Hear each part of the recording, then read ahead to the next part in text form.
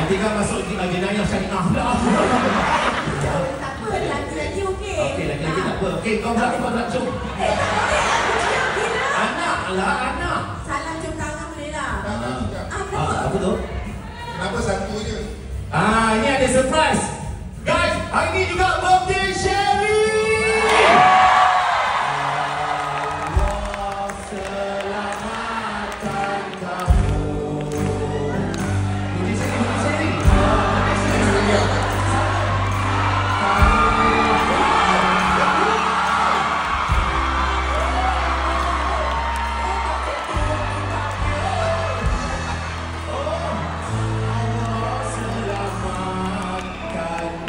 Sherry.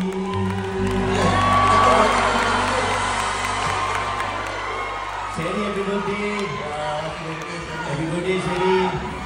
Tak ada sebaik-baik hadiah melainkan Abang Q Haidar sebagai pembawa kek.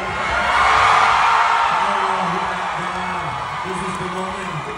This is the moment.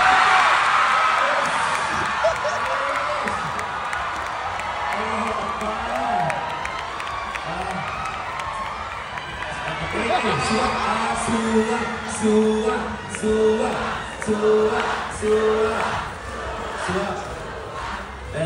Tak boleh suap lah. Cuma ada pembetulan lah patung ni. Salah.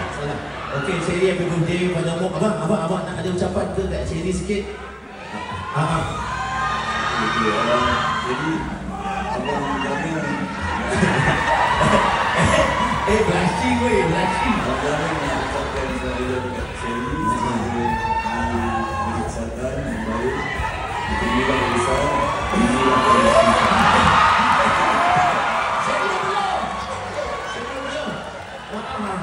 Kipas dia.